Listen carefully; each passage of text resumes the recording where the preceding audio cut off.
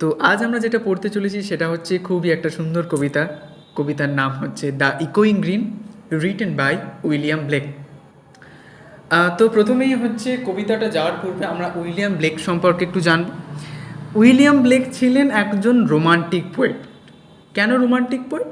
কারণ romantic poet আমরা বলি যেই সমস্ত পোয়েটরা রোমান্টিক বলতে যে তারা প্রকৃতি নিয়ে নেচার লিখতে একটু বেশি পছন্দ করতেন, অর্থাৎ তাদের বেশিরভাগ কবিতা বা তার যে সমস্ত রাইটিং লিখে থাকেন সেই সমস্ত রাইটিংয়ের প্রধান থিম বা প্রধান টপিক কিন্তু ওই নেচার নিয়ে, তাই জন্যই তাদেরকে রোমান্টিক পোয়েট বলা হয়।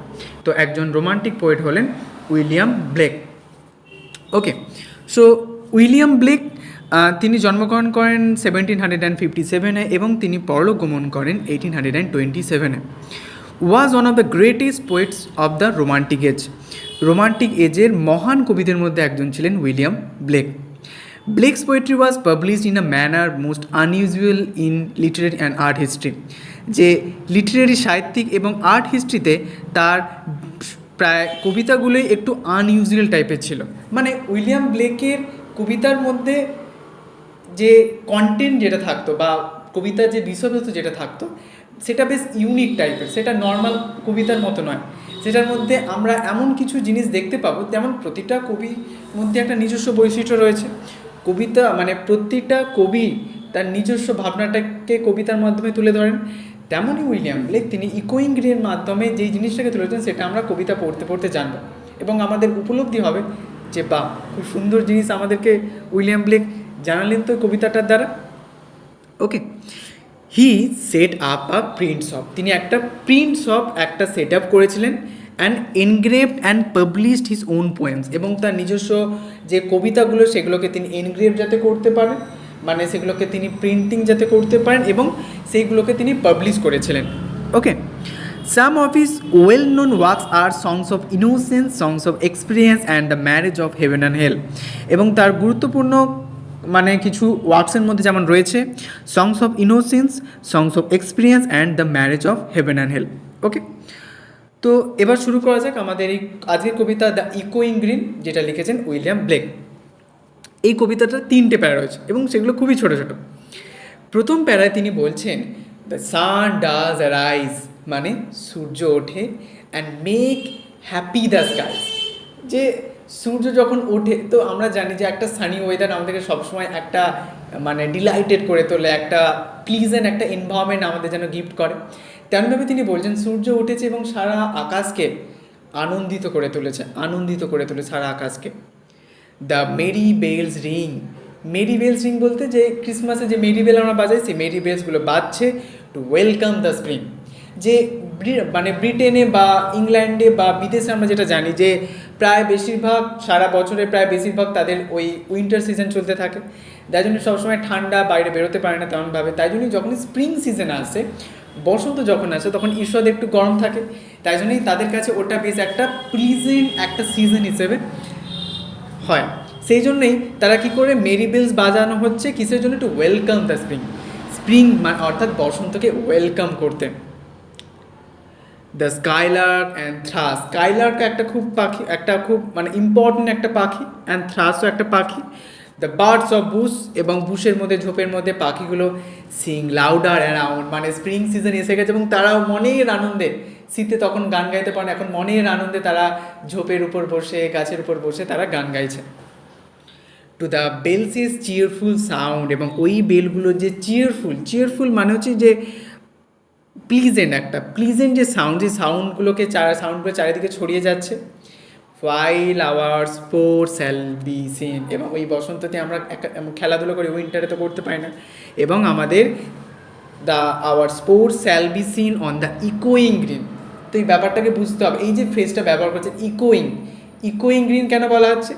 কারণ এই ব্যাপারটাকে একটু আমাদেরকে এরকমভাবে ভাবতে হবে যে এখন আমরা খেলেছি, আজ থেকে 10-20 বছর পর আমরা আর ওই মাঠে খেলতে পারবো না, কিন্তু ওই মাঠে আমরা যখন খেলতাম, হই হুল্লোড় করতাম, নাচতাম, গাইতাম, তো অনেক কিছু করতাম, একটা আনন্দ, একটা সবসময় একটা মানে আমাদের গলার স্বর যেন ভেসে উঠতো মাঠটার ওপর। তো আজ থেকে 20 বছর পর যখন পরবর্তী নেক্সট জেনারেশন ওখানে এসে যখন খেলবে, তখন মনে হবে যে আমাদেরই যেন গলার সেই ভয়েসগুলো ওই সমস্ত বাচ্চাদের দ্বারা ইকো হচ্ছে, তাই জন্য ইকোয়িং গ্রিন। ঠিক আছে, তো ইকোয়িং গ্রিন ব্যাপারটা এখানে তিনি বলছেন যে while our sports shall be seen on the ইকোয়িং গ্রিন, এবং আমাদের স্পোর্টসগুলো ওই ইকোয়িং গ্রিনের ওপর দেখা দেবে। এটাই হচ্ছে আমাদের ফার্স্ট স্ট্যান্জা।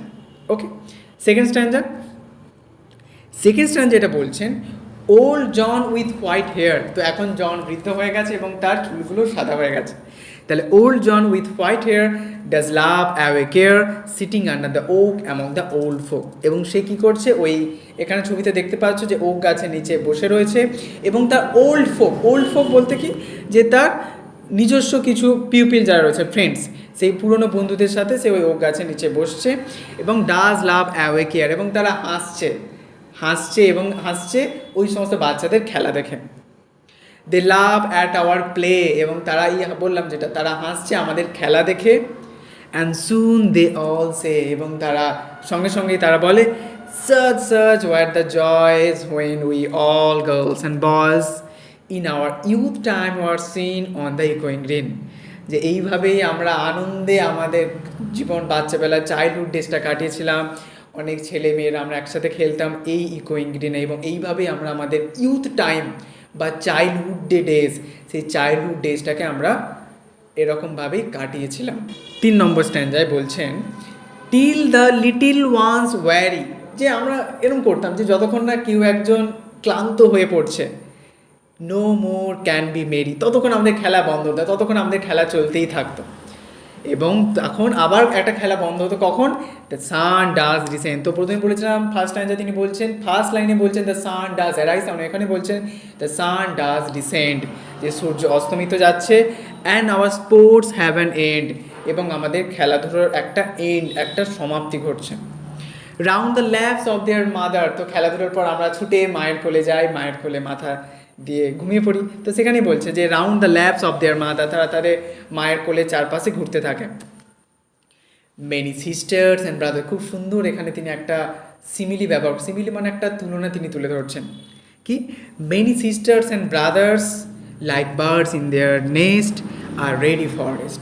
যেমনইভাবে একটা পাখি সারাদিন সকাল থেকে বেরিয়ে পড়ে খাবারের খোঁজে, এবং সন্ধ্যা যখন হয় তখন আবার তারা বাসায় ফিরে যায়, তেমনইভাবে ওই বাচ্চা দল বা ছেলে মেয়েরা, ভাই বোনেরা, তারাও খেলাধুলো হওয়ার পর আবার তারা তাদের মায়ের কোলে ফিরে যায়, কিসের জন্য, রেস্ট নেওয়ার জন্য, বিশ্রাম নেওয়ার জন্য, এবং তারা রেডি বিশ্রামের জন্য। And sport no more seen, আর সেই রাত্রের অন্ধকারে খেলা দেখা যায় না, এবং সেই ইকোয়িং গ্রিন এখন হয়ে গেছে অন দ্য ডার্কেনিং গ্রিন। এখন সেই ইকোয়িং গ্রিনই এখন ডার্কেনিং, অন্ধকার গ্রিনে পরিণত হয়ে গেছে। তো অ্যাকচুয়ালি তিনি এখানে যেটা বলছেন যে কিভাবে আমাদের জীবনকালটা আমরা কাটিয়ে যাচ্ছি, এবং আমাদের যেই মাঠের উপর কাটিয়েছে সেই মাঠটাতেই পরবর্তী জেনারেশান তারা তাদের ইউথ টাইমটা কাটিয়ে যাচ্ছে, সেটাকে তিনি তুলে ধরছেন। মানে বারবার একই জিনিস রিপিটেড হচ্ছে, সেই ব্যাপারটাকে তিনি এখানে তুলে ধরছেন। ঠিক আছে, এই হলো আমাদের আজকের কবিতা দ্য ইকোয়িং গ্রিন, যেটা লিখেছেন উইলিয়াম ব্লেক। তোমাদের কেমন লাগলো আজকের কবিতাটা অবশ্যই তোমরা কমেন্টে জানিও, এবং যদি তোমাদের কোথাও কোনো প্রশ্ন থাকে অবশ্যই তোমরা কমেন্টে জানাতে ভুলো না। জানো।